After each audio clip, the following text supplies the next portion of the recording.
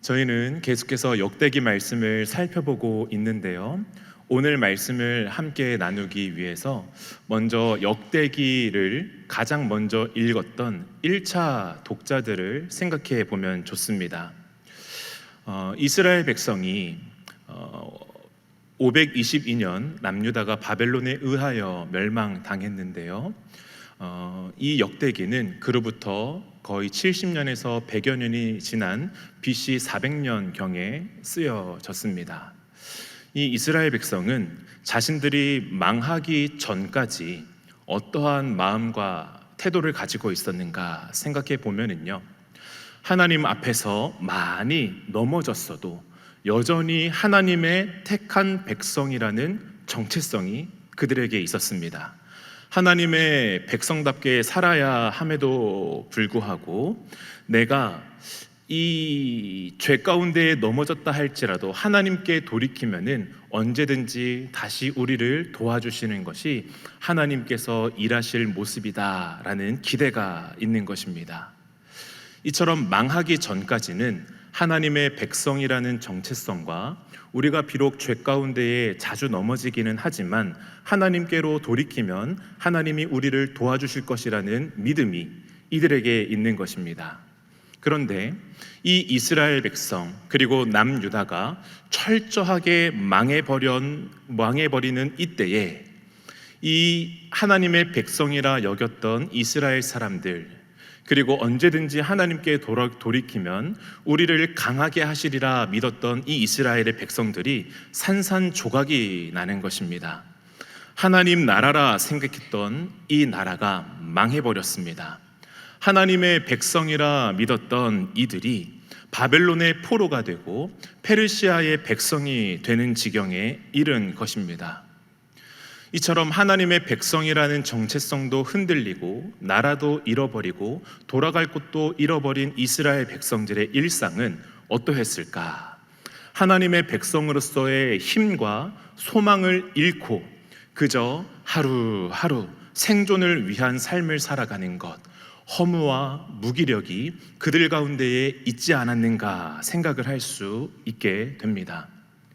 그러한 독자들에게 바벨론의 포로로 긴 세월을 지내고 페르시아의 백성이 되었던 이 이스라엘 백성에게 지금도 하나님께서 살아계시다, 지금도 하나님께서 일하고 계시다 라고 가르쳐주는 말씀이 바로 역대기서입니다.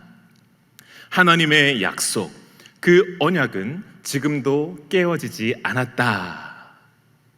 사랑하는 여러분, 저희도 그리스도를 믿고 구원받은 하나님의 자녀로 이 땅을 살아가고 있습니다. 그렇지만 보면은 어떠합니까? 때로는 힘있게 그리스도인답게 살아가는 모습이 우리에게 있기도 하지만 때로는 무기력과 생존을 위한 그 삶을 보이는 것이 우리의 모습일 때가 자주 있습니다. 이 거룩하지 못한 모습, 우리에게 남아있는 죄성으로 인하여서 끊임없이 죄와 씨름하는데 때로는 낙심하는 것이 우리에게 있는 거예요. 예수님이 분명히 다시 오리라 말씀하셨는데 그 예수님을 갈망하는 마음이 이전처럼 뜨겁지 못한 모습이 우리에게 있는 것을 보게 됩니다. 그럼에도 불구하고 하나님의 말씀은 무엇이라 우리에게 증거하고 있는가? 하나님의 역사하심 가운데 들어오라 말씀하고 계십니다. 신실하신 하나님이 지금도 살아 역사하고 계시는데 그 가운데에 들어오라. 그리고 일하시는 하나님과 함께 이 땅에서 하나님의 역사하심을 함께 누리며 살아가라. 이 자리로 저와 여러분을 초대하고 계시는 거죠. 신실하지 못한 우리의 모습, 너무나 쉽게 이 죄로 인하여서 무너지는 우리의 모습들이 있는데 그러한 모습들, 쉽게 망하고 쉽게 넘어지는 우리의 모습들을 선명히 바라보면서 그 망한 자리에서 우리에게 소망을 주시는 하나님의 말씀을 붙들고 하나님의 약속, 우리를 구원하신 놀라운 그 하나님의 은혜의 자리로 초대하시는 그 말씀이 바로 우리 가운데에 주어지는 것이죠. 그 말씀을 바라보고 그 은혜를 사모할 때에야 비로소 우리는 힘 있는 그리스도인으로서 살아갈 수 있는 것입니다. 우리에게 소망을 찾지 않고 우리를 구원하신 하나님께 소망을 찾음으로 인하여서 소망 있는 자답게 살아갈 수 있는 것, 그것이 이 땅을 살아가는 그리스도인들에게 요구하시는 하나님의 초청입니다. 사랑하는 여러분, 오늘 우리를 그 소망의 자리로 초대하시는 하나님 앞에 우리를 내어드리는 한 분 한 분 되시기를 간절히 바랍니다. 우리에게 힘이 있는 그리스도인으로서 살아가는 그 자리로 초대하시는 하나님, 망하는 자리에 머물지 않고 그 자리에서 우리의 유일한 소망 되시는 하나님을 주목하는 저희 모두가 되기를 간절히 바랍니다. 오늘 저희가 함께 읽은 이 역대기 말씀은 역대기의 핵심이라 할 수 있고 언약 중에 절정이라 할 수 있는 다윗 언약을 저희에게 가르쳐주고 있습니다. 하나님이 어떻게 일하시는가, 하나님이 어떻게 이 언약을 주시는가 보여주고 계시는 장면입니다. 먼저 1절부터 6절 말씀을 보게 되면요, 하나님은 다윗의 시간표가 아닌 하나님의 시간표를 따라서 그분의 약속을 주시는 분이라는 것을 알 수 있게 합니다. 먼저 1절 2절 말씀을 보면은 다윗이 하나님 집 짓기를 구합니다. 1절을 한번 보십시오. 다윗이 그의 궁전에 거주할 때에, 지금 다윗이 모든 전쟁을 다 마치고 하나님이 주신 승리를 따라서 평안을 누리고 있고, 그리고 예루살렘에 있는 백향목 궁에서 거닐 그때에 자신은 그 영광스럽고 평안한 자리에 있는데 그에 비해서 하나님은 지금 어디에 계신 것을 보고 있는가? 하나님은 저 장막 초라한 곳에 계신 것을 보게 되는 거예요. 이 하나님을 묵상하는 다윗, 나에게 주신 평안과 번영의 때에 하나님을 생각하고 그 하나님의 자리를 생각하는 다윗을 보면은 너무나 대단해 보이지 않습니까? 그러면서 하나님께 집을 지어드리고 싶다라는 소원을 품게 됩니다. 그 소원을 선지자 나단이 보고 어떻게 여깁니까? 좋게 여깁니다. 그래서 왕께서 좋은 대로 행하십시오 라고 말하는 거예요. 이 하나님의 나라로 상징되는 이스라엘 나라의 왕과 선지자가 하나님의 집을 짓는 것을 보며 좋다, 짓자라고 말하는 거예요. 그런데 이때에 하나님이 다윗과 나단에게 무엇을 말씀하시는가 하면은 거절을 말씀하십니다. 그것이 3절부터 6절 말씀에 나옵니다. 그 3절 말씀을 보시면은요, 그 밤에 하나님의 말씀이 나단에게 임하여 이르시되, 4절을 보십시오. 가서 내 종 다윗에게 말하기를 여호와의 말씀이 너는 내가 거할 집을 건축하지 말라. 지금 이 말씀을 들여다보면은 하나님이 거할 집이 있다, 하나님이 거할 집이 만들어질 것이구나. 그렇지만 다윗, 너가 그 집을 건축하지는 않을 것이다 라고 말씀하고 계시는 겁니다. 역대상 22장과 28장 말씀을 보면은 하나님이 왜 다윗에게 그 하나님의 집을 건축하지 못하게 하였는가, 그 이유에 대해서 말하는데 피를 많이 흘렸기 때문이라고 말합니다. 전쟁을 많이 하고 피를 많이 흘렸기 때문, 그렇기 때문에 하나님의 집, 하나님의 성전을 건축할 수 없다라고 나와요. 그런데 오늘 저희가 읽은 이 본문의 내용을 보면은요, 조금 더 그 이유에 대해서 생각해 보아야 합니다. 하나님이 내가 거할 집이 있기는 있을 것인데 너가 짓지는 않을 거야 라고 말씀하시면서 5절 6절 말씀을 한번 보십시오. 이렇게 말씀합니다. 내가 이스라엘을 애굽에서 올라오게 한 날부터 오늘까지 집에 있지 아니하고 오직 이 장막과 저 장막에 있으며 이 성막과 저 성막에 있었나니 이스라엘 무리와 더불어 가는 모든 곳에서 내가 내 백성을 먹이라고 명령한 이스라엘 어느 사사에게 내가 말하기를 너희가 어찌하여 내 백향목집을 건축하지 아니하였느냐고 말하였느냐 하고, 지금 이 말씀이 무슨 말씀인가 하면은 이스라엘 백성을 출애굽으로 인하여서 이 땅에 올라오게 하는 모든 날부터 하나님이 이 장막과 저 장막, 이 성막과 저 성막에 거하시고 계시는데, 그 거하시면서 언제 내 백향목집을 건축하지 아니하였느냐라고 말씀하시는 거예요. 이 말씀이 무슨 뜻인가 하면은 하나님이 의도적으로 장막에 거주하셨고 성막에 거주하셨다는 말씀입니다.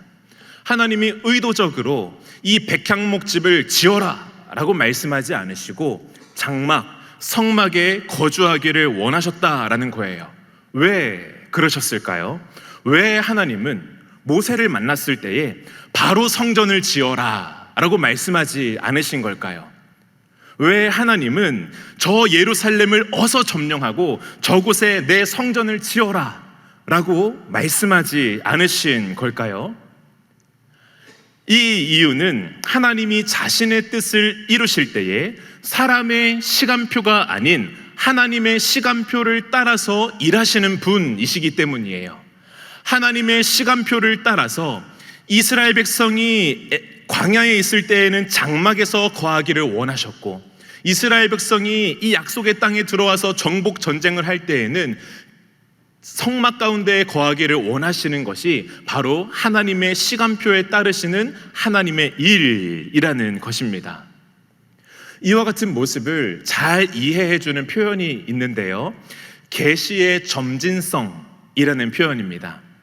이 하나님의 계시는 한 번에 모든 것이 다 주어진 것이 아니고 시간에 따라서 점진적으로 주어진다는 것을 의미하는 거예요. 이걸 바꾸어 생각하면은 하나님이 언약을 주시는데 그 언약도 점진적으로 밝히시면서 주시는 것이라는 것입니다. 이 하나님은요, 생각을 해보시면은요, 하나님은 이미 영원 전부터 예수 그리스도로 말미암는 구원의 역사를 계획하신 분이십니다. 어떻게 알 수 있습니까?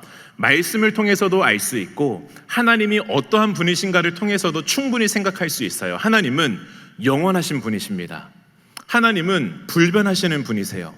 그렇기 때문에 이 하나님은 구원을 계획하실 때에 이 에덴 동산에서 아담이 타락했을 때에 어라 이것 봐라 하면서 갑자기 그리스도라는 카드를 내놓으시는 분이 아니시라는 겁니다. 하나님은 영원 전부터 우리를 위하여서 그리스도를 내어주시는 그 사랑과 그 공의를 통하여서 구원해 주시기를 작정하시고 계획하시고 이루어 가시는 분이라는 거예요. 그런데 그 구원의 모습을 한 번에 에덴 동산에서 아담이 타락한 그 직후에 우리에게 즉시로 바로 보여주시는 게 아니에요. 아담과 하와를 지나서, 아브라함을 지나서, 모세를 지나서, 다윗을 지나면서 하나님이 점진적으로 그분의 구원에 대한 약속, 이 언약을 우리에게 보여주시는 분이라는 거예요. 그래서 아담 때에 끝나는 것이 아니고, 아브라함 때에 끝나는 것이 아니고, 모세 때에 끝나는 것이 아니고 점진적으로 우리에게 자신의 계획을 하나 둘씩 열어주시는 것이 바로 계시의 점진성이라는 것입니다. 저희가 잘 알고 있는 원시복음을 생각하면은요, 창세기 3장 15절에서 하나님이 어떤 언약, 어떤 계시를 주십니까? 여자의 후손은 내 머리를 상하게 할 것이요. 그쵸? 그때부터 저희는 예수님에 대해서 딱 기대를 하는 거예요. 그런데 이 구약에 있었던 이들은 그 예수님에 대한 기대를 하기는 하지만 부분적으로 아는 그 계시를 받고 기대를 하고 소망을 품게 되는 것입니다. 창세기 15장에 나오는 아브라함의 언약도 마찬가지예요. 쪼개어진 짐승들 사이에 하나님이 지나가실 때에 그곳에서 아브라함에게 보여주시는 그 언약의 정도만큼 너의 자손을 통하여서 너의 자손들이 별과 같이 많아질 것이다, 이 땅을 너에게 주실 것이다 라는 그 하나님의 약속이 이만큼 보이는 것입니다.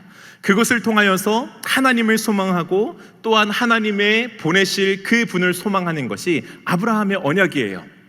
그런가 하면은 모세의 언약도 마찬가지입니다. 시내산에서 십계명을 받을 때에 약속의 땅에 들어가서 하나님은 너희의 하나님이 되고 너희는 그분의 거룩한 백성이 된다라는 그 언약을 맺을 때에 그곳에서도 하나님은 점진적으로 그분의 계시, 그분의 언약을 열어 가시는 분이라는 것입니다.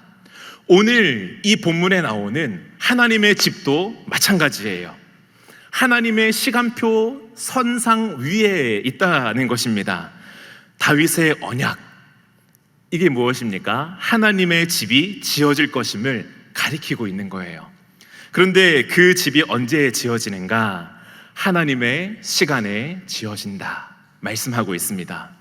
여러분, 저 같으면은요, 나를 위해 성전을 지어준다고? 그것 참 좋은 일이구나 하면서 옳다구니 하면서 바로 백향목을 뽑아와라, 그리고 이곳에 멋진 집을 지어라 라고 하면서 그 즉시로 받을 것 같습니다. 그렇지만 하나님은 사람과 같지 않으십니다. 한치의 오차가 없으신 하나님은 그분의 시간표를 따라서 그때마다 하나님 자신의 역사를 이루어 가시는 분입니다. 사랑하는 여러분, 우리는 이 하나님의 시간표를 의식하며 살아가고 있습니까? 지금 역대기서에 드러나고 있는 하나님의 시간표가 있는데 우리의 삶 가운데에도 하나님의 시간표가 있는 줄 믿으십니까? 그 하나님의 시간표를 따라서 우리를 부르시고 그리스도인으로 삼으시고 하나님의 백성으로 이 땅을 살아가게 만드시는 하나님의 시간표가 우리의 삶에 있는데 그 시간표를 의식하며 살아가고 있는가? 그 하나님의 인도하심을 따라서 우리가 점진적으로 하나님을 더 많이 알아가는 그 자리 가운데로 나아가고 있는가 질문해 봐야 합니다. 여러분, 저는요, 저 자신을 보면서 약간 완성형이라고 착각하던 때가 있었습니다. 이제 한번 웃는 시간인데요. 이제 저를 보면서 완성형이라고 시작하는 그때가 있었습니다. 저는 전혀 그렇게 생각하지 않았는데 제가 대학생 때 신학교 1학년 때 저의 별명이 있었습니다. 안목사였습니다. 저의 주변에 있는 친구들이 다 저를 보면서 안목사 이렇게 부르는 거예요. 그런가 하면은 제가 전도사로 유치부 사역을 할 때에 그 학부모님들이 저를 바라보는 시선과 이 표현들이 있었는데 유부남 같다라는 표현이었습니다. 모두가 저를 보면서 유부남으로 생각하고 있는 거예요. 저는 총각이었거든요. 그때 저는 이런 생각을 하는 거예요. 진짜 내 외모는 완성형인가? 그러면서 이미 목사이고 이미 결혼한 유부남의 그 외모를 내가 갖추고 있는가? 그러면서 생각을 하게 되는 그때에 목사가 되어버린 겁니다. 이 목사가 되어보니 이것이 그저 별명이었구나 생각을 하게 되는 거예요. 목사가 되기 위하여서는, 좋은 목사가 되려면은 한참 멀었구나. 이 길이 얼마나 영광스럽고 얼마나 두렵고 떨리는 일인가를 한 해 한 해 거듭하면서 여실하게 절감하고 있는 것이 이 목사가 된 저의 모습입니다. 그런가 하면은 마찬가지로 결혼해보니 오산이었구나. 유부남, 이 좋은 남편이 된다는 것은 단순히 외모가 나이 들어 보여서 되는 것이 아니고 피해의 강을 건너며 알게 되는 것이구나. 그러한 진리를 깨닫게 되는 것이었습니다. 원래 한번 웃는 것이었는데 잘 안 되었습니다. 자, 마찬가지로요, 우리 그리스도인들은요 어떠합니까? 예수님을 닮은 그리스도인으로 자라가야 하는 거예요. 정말 그리스도인이 된다면은 참 그리스도인으로서 산다는 것이 얼마나 영광스럽고 두려운 일인가를 하루하루 경험하면서 한 걸음 한 걸음 주님 앞으로 나아가는 것이 참된 그리스도인의 모습 아닙니까? 한 걸음을 내디딜 때에 그때야 비로소 그 영광스러움과 그 두려움을 조금씩 알게 해주시는 하나님의 점진적인 은혜, 하나님의 놀라운 은혜를 깨닫게 되는데, 그때에 따라서 하나 둘씩 깨닫게 해주시는 놀라운 은혜가 우리의 삶에 스며들어 있는 하나님의 시간표라는 것입니다. 사랑하는 여러분, 저희가 우리의 삶 가운데에 있는 하나님의 시간표를 겸손히 따라가는 한 분 한 분 되시기를 간절히 바랍니다. 그 시간표를 따를 때에 어제보다 오늘이 더 그리스도를 닮아가는 그리스도인들, 그리고 우리의 20대 때에 뜨겁게 하나님을 예배했던 그 예배의 현장이 이제는 더 성숙하고 하나님을 깊이 헤아리는 예배의 자리 가운데로 나아가며 이 깊은 자리에서 타오르는 그 뜨거운 불이 더 원숙한 불로 이루어지는 이와 같은 성숙과 자라감이 우리 모두에게 있기를 주님의 이름으로 축복합니다. 이와 같은 모습은 하나님의 시간표를 의식하며 그 시간을 따라서 그리스도인으로의 삶을 살아가는 우리에게 필연적으로 나타날 수밖에 없는 모습입니다. 오늘 저희가 읽은 이 말씀도 마찬가지입니다. 하나님은 다윗의 시간표가 아닌 하나님의 시간표대로 역사하는 분이심을 보여줍니다. 하나님이 나의 시간표를 따라오지 않으시면은 너무나 쉽게 불안해하고 두려워하고 망한 것처럼 보게 되는 것이 우리들의 습성인데, 하나님은 흔들리지 아니하시고 자신의 시간을 따라서 자신의 일을 이루어 가시는 분이라는 것입니다. 이와 같은 일이 이 나라가 망해버렸고 페르시아 백성이 되어버린 이스라엘 백성들에게 주시는 하나님의 메시지라는 것입니다. 사랑하는 여러분, 그 하나님을 주목할 때에 이스라엘 백성들에게, 하나님의 백성들에게 소망이 회복되는 것입니다. 그 소망을 따라서 한 걸음 하나님의 시간표를 따라 내딛는 걸음이 일어나게 되는 것, 이것이 나의 시간표가 아닌 하나님의 시간표를 주목하는 하나님의 백성의 모습인 줄 믿습니다. 이처럼 하나님은 다윗과 나단 선지자의 생각과 그들의 시간표가 아닌 하나님의 생각과 하나님의 시간을 따라서 하나님의 집을 지으실 것이다 말씀하시는 분이십니다. 7절부터 14절 말씀을 보게 되면은요, 이곳에서 하나님이 자신의 집을 약속해 주시는 놀라운 역사가 일어납니다. 먼저 7절부터 10절 상반절까지를 보면은 하나님이 아브라함에게 약속하셨던 언약들이 성취된 것, 다윗에게 약속하셨던 그 약속들이 성취된 것, 모세에게 약속하셨던 약속들이 성취되셨던 것들을 쭉 보여주십니다. 과거에 하나님이 약속하셨던 그 약속들을 하나님이 얼마나 신실하게 이루셨는가를 보여주시는 거예요. 그러면서 하나님이 무엇을 말씀하시는가? 너희에 대하여서, 나의 약속에 대하여서 신실하신 그 하나님이 이제 너와 또 하나의 언약을 맺으신다 말씀해 주시는 거예요. 그게 10절부터 14절에 나오는 다윗 왕권입니다. 10절 말씀에 보면은요, 10절 하반절을 보십시오. 또 내게 이르노니 여호와가 너를 위하여 한 왕조를 세울지라. 여기에 나오는 왕조라는 표현은요, 바이트라고 하는 단어입니다. 이것은 왕조, 가족, 집이에요. 하나님이 나를 위해서 집을 지어주겠다라고 하는 그 다윗을 향해서 나를 위해서 집을 지어준다고? 아니, 내가 너를 위해서 집을 지어줄 거야. 내가 너를 위해서 나의 집을 너에게 지어줄 거야 라고 말씀해 주시는 겁니다. 그러면서 11절부터 14절 말씀에 보면은 이 다윗 언약의 특징이 쭉 나옵니다. 네 가지로 정리할 수 있는데요, 먼저 11절 말씀을 보면은요, 내 생명의 연한이 차서 내가 조상들에게로 돌아가면 내가 내 뒤에 내 씨 곧 내 아들 중 하나를 세우고, 다윗의 자손 중 하나입니다. 이게 첫 번째 특징입니다. 그리고 두 번째는 12절 말씀에 보면은 그는 나를 위하여 집을 건축할 것이요 라고 말씀합니다. 하나님을 위한 집을 건축한다 라는 말씀이에요. 이 하나님을 위한 집을 건축하는 것은 누가 지어야 가능한 것입니까? 하나님이 지으셔야 가능한 것입니다. 그리고 세 번째의 특징은 13절에 보시면은 나는 그의 아버지가 되고 그는 나의 아들이 되리니, 이 한 사람을 통하여서, 다윗의 자손 중 한 사람을 통하여서 하나님의 집을 짓는데 그가 누구인가 하면은 하나님이 그의 아버지가 되고 그는 하나님의 아들이 된다라고 말씀하고 있습니다. 이것은 궁극적으로 성부 하나님과 성자 예수님을 가리키는 모습이에요. 그리고 그 성자 예수님을 통하여서 수많은 사람들이 하나님의 자녀됨으로 들어오게 되는 길이 열리게 되는 것이죠. 이것이 세 번째 특징입니다. 그리고 네 번째 특징은 12절 하반절과 14절 하반절에 나오는데, 그의 왕위가 영원히 견고하리라 하셨다 하라. 그의 왕위가 영원할 것이다 말씀하고 계십니다. 사랑하는 여러분, 다윗의 자손 중 하나가 하나님을 위한 집을 친히 건축하실 것입니다.